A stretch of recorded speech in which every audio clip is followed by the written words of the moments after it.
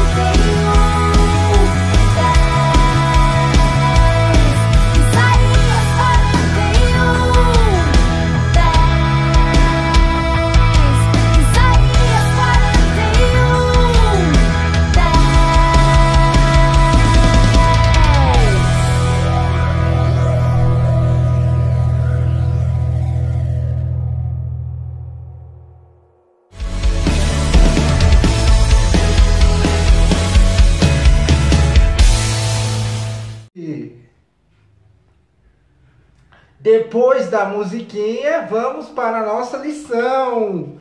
Pegue a sua Bíblia. Vamos contar uma contagem regressiva para pegar a Bíblia. 5, 4, 3, 2, 1, 0. Pegue sua Bíblia. Pegue sua Bíblia e vamos abrir lá em Lucas capítulo 6.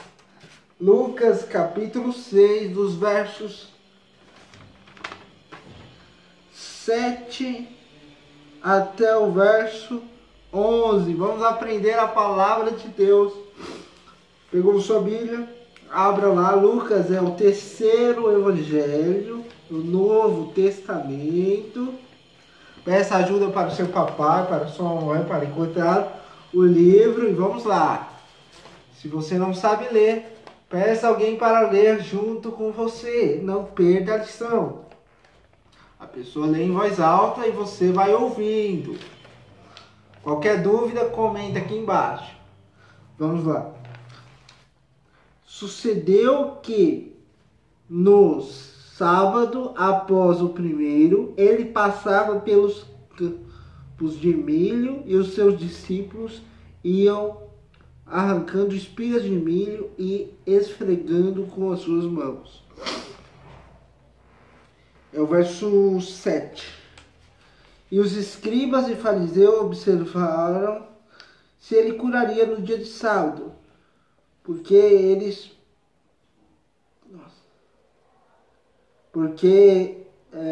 para que eles pudessem encontrar alguma acusação contra ele. Verso 6. Tá bem.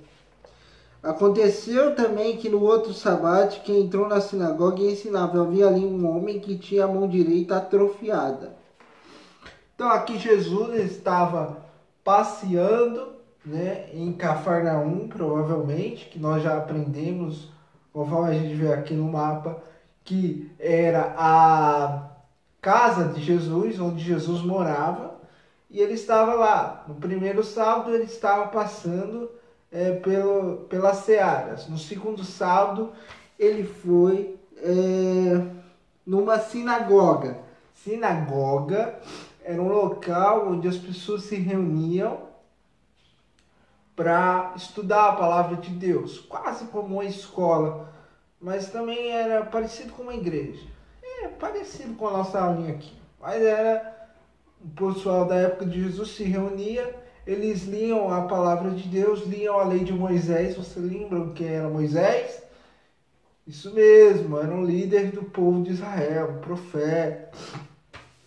Exatamente. E eles liam a lei e naquele lugar lá. Então Jesus foi para aquele lugar. E havia um homem que tinha a mão atrofiada. Era uma mão que estava com um probleminha. A mão estava seca. A ideia de uma mão paralisada, que ele não tinha o movimento da mão, ele não conseguia fazer, não tinha a mão livre, né? Nós temos aqui, minha mão está livre. A pessoa não conseguia mover a mão, não conseguia mover os dedos. Então, tinha essa deficiência, esse problema na mãozinha. E os fariseus, que eram um grupo pessoal que cuidava da sinagoga lá, eles eram também mestres, assim como Jesus, que ensinavam a palavra de Deus. Mas eles não gostavam de Jesus. Eles queriam acusar. Vamos ver o que ele vai falar, vamos ver se ele vai desobedecer a Deus nesse dia de hoje, que é sábado. A importância do sábado. O sábado era um dia que o povo deveria tirar para só buscar a Deus, né? A palavra de Deus diz, lembra do sábado para santificá-lo. Então, o povo deveria só buscar a Deus, não podia trabalhar, como se fosse um dia de folga ou um feriado, né? E o povo deveria só buscar a Deus. Então, os fariseus achavam que não podia curar no sábado. E eles perguntaram para Jesus, é correto curar no sábado? E Jesus, conhecendo o coração deles, respondeu: se algum homem tiver uma ovelhinha e ela cair num poço, não irá porventura atrás da ovelhinha, pegar ela e cuidar dela? Então, os homens valem mais que as ovelhas, então é correto curar no sábado. E Jesus, ele vai e chama o homem com a mão atrofiada, com a mão seca, com a mão paralisada, e chama: vem cá. E Jesus, ele fala, Jesus pede: estenda a sua mão. Ele estende a mão assim e a mão fica curada, fica saudável. E aqui, Jesus, a Bíblia conta no verso 9, vamos olhar aqui o verso 9. Então Jesus lhe disse: eu quero perguntar uma coisa. É lícito curar no sábado, fazer o bem ou o mal, salvar a vida ou destruí-la? Se a gente olhar rapidinho, vamos olhar lá em Marcos capítulo 3, rapidinho. Marcos 3. Marcos 3, verso 5. E olhando eles ao redor com ira, entristecendo-se pela dureza dos seus corações, disse ao homem: estende a tua mão. Ele estendeu a mão e foi prontamente restaurado como a outra. A Bíblia diz aqui que Jesus olhou com ira, com indignação. Ele reprovou, ele não gostou da atitude dos fariseus. Mas também a Bíblia diz que ele ficou triste.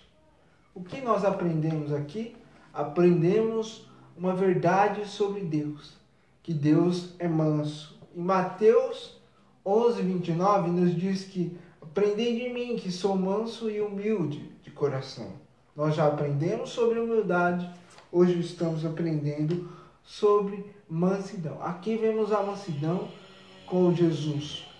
Ao mesmo tempo que ele se indignou com o pecado, ele ficou irado aqui com o pecado, ele reprovou o pecado dos fariseus, né, que queriam acusá-lo. Ao mesmo tempo ele se entristeceu, ele teve compaixão, ele teve amor, né, com os fariseus, que era um grupo que usava um negócio assim, como esse aqui, né, para proteger do sol na época lá, que eles moravam no país de Israel, um país muito quente, né, eles eram os líderes de Israel lá na época. E então Jesus mostra a mansidão. Mansidão é a ideia de a gente ter a força, não essa força física, uma força do nosso ser, né? Controle da nossa força. Controle da força, controle da autoridade. Jesus, ele mostra esse controle usando a autoridade para curar o homem da mão seca, o homem da mão atrofiada. E ele mostra também essa mansidão ao ter amor com os fariseus. E nós aprendemos aqui sobre isso. Vamos continuar no texto. Vamos ver agora o verso 11. Eles ficaram cheios de furor uns com os outros, conversaram sobre o que podiam fazer a Jesus. Aqui vemos o que nós não podemos ter. Não podemos ter furor. Aqui a ideia de qual a diferença da ira dos fariseus para a ira de Jesus. A ira dos fariseus era uma ira pecaminosa. Pecado é tudo aquilo que a gente pensa, que a gente vê, que a gente fala que a gente escuta, que a gente faz, que não agrada a Deus. Nós não podemos ter esta ira. Quando a gente fica com raiva do coleguinha, quer bater no coleguinha, né? Fica acusando, ó, fulano de tal fez algo errado. Não podemos, né? Devemos levar a pessoa para o caminho correto, para o caminho certo. Vou pegar aqui, caiu, peraí. Eita.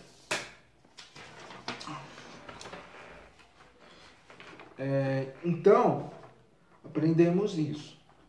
A Bíblia nos diz também que todos pecaram e carecem da glória de Deus. Todos nós podemos alguma vez ter cometido um pequeno pecadinho, e esse pequeno pecadinho é suficiente para nos trazer condenação, para irmos para o inferno. O inferno é verdadeiro. Mas isso é para as pessoas que não creem em Jesus. Mas eu não quero deixar aqui vocês com medo do inferno. Eu quero que vocês tenham a consciência correta do que a palavra de Deus diz. Então, o inferno existe para aqueles que não creem no Evangelho, não creem na mensagem de Jesus. E também existe o céu para aqueles que creem. Vamos olhar aqui então o que a Bíblia também nos fala sobre a ira. Não podemos ficar com ira. O que é a ira? A ira é quando você tem aquele sentimento de raiva que leva você a querer desejar a morte da pessoa. Lembram de uma historinha de Caim e Abel? Quem era Caim? Vamos lá, pense um pouco, lembre, lá no começo da Bíblia, uma historinha de Caim e Abel. Filhos de quem? Adão e Eva, isso mesmo. Caim matou Abel porque ele sentiu raiva no seu coração. A Bíblia diz que Caim era do maligno, por isso que ele matou. E não podemos ter esse sentimento de raiva no nosso coraçãozinho. Devemos ter um sentimento de amor, de compaixão, de mansidão. E se a gente já sentiu isso, isso é suficiente para nos levar para o inferno. A Bíblia diz que todos pecaram. Por um só homem entrou o pecado no mundo, e pelo pecado a morte. Assim a morte passou a todos os homens, porque todos pecaram. Então, todas as pessoas são pecadoras. Mas também por um só ato de injustiça entrou a salvação, que é através de Jesus, de sua morte na cruz. Se a gente lembrar do que diz na palavra de Deus, em 1 Coríntios 15, 3 e 4, porque vos entreguei o que também recebi, que Cristo morreu pelos nossos pecados, segundo as Escrituras, e ressuscitou ao terceiro dia. Foi morto e ressuscitou ao terceiro dia, segundo as Escrituras. E a palavra nos diz também que aquele que crê será salvo, porque pela graça sois salvos mediante a fé. Isso não vem de vós, é dom de Deus. Não vem de obras para que ninguém se glorie. Então não é o que você faz que te salva, é a sua confiança em Deus. Confiança na obra que Deus realizou, confiança na morte de Jesus pelos seus pecados e na sua ressurreição, que lhe traz justiça, que lhe traz paz com Deus, que lhe traz, que te aproxima de Deus. A Bíblia diz que os que pecam estão separados de Deus, mas se a gente crê em Cristo como nosso Senhor e Salvador, a gente é reaproximado. Imagine o seguinte, imagine um amiguinho que você brigou. Você não vai ficar irritadinho com ele, triste, e não vai ficar longe dele? Assim mesmo, nós com o pecado e Deus. Quando a gente peca, a gente se distancia de Deus. Deus fica triste conosco. Mas quando a gente crê em Cristo, pede perdão, a gente aproxima. Quando você se volta para o seu amiguinho, daqui a pouco você está brincando de novo. E assim, nós devemos ser para com Deus sempre estarmos unidos, felizes, se alegrando em Deus. Então, essa é a história que nós aprendemos hoje. Sobre o que mesmo? Mansidão. Mansidão é o que mesmo? Mansidão é a força sob controle. Força do nosso ser, né? Aquilo que a gente fala, aquilo que a gente diz, ao mesmo tempo que eu não vou aprovar o que é errado, eu vou ter compaixão, amor daquele que fez o erro. Esse é o amor de Deus para conosco. Deus não aceita os nossos pecados, mas Ele nos ama. Você entendeu isso? Quer aceitar Jesus como seu Salvador? Diante de tudo isso que eu te falei, é só muito simples aceitar ao Salvador, a Jesus. É só fazer uma oração. A Bíblia diz: clama a mim e responder-te. Então você pedindo a Deus, confessando os seus pecados e o aceitando, eu confessando como Senhor e Salvador. A Bíblia diz que com a boca confessa para a salvação e com o coração crê para a justiça. Você será salvo. E nós devemos viver com mansidão. Nós devemos andar com mansidão. Se você já é crente em Cristo, viva com mansidão com os seus pais. Falando de uma forma que agrade a Deus, né? Não falando com ira, com raiva, mas mostrando que você é obediente a Deus, sendo obediente aos seus pais. E agora eu deixo para você a missão de decorar um versículo. Vamos decorar o versículo de Mateus 11:29, que nos diz: aprendei de mim que sou manso e humilde de coração. Só precisa decorar isso. Repete aqui comigo: aprendei de mim que sou manso e humilde de coração. De novo: aprendei de mim que sou manso e humilde de coração. E a referência: Mateus 11, versículo 29. E essa foi a aula de hoje. Uma aula sobre mansidão. Te vejo na próxima aula. Fique com Deus. Qualquer dúvida, comenta aqui embaixo, curta também o vídeo, clique no joinha, compartilhe o vídeo, mostre para outras pessoas, para que elas sejam também, aprendam a verdade de Deus, sobre o livro de Deus, que é a Bíblia, e curta, compartilhe, comente o que você achou da aula também, coloca aqui embaixo. Tchau!